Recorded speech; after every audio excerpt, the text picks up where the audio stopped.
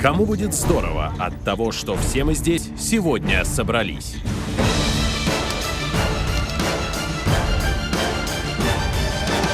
Непотушенный костер бывает очень сложно потушить.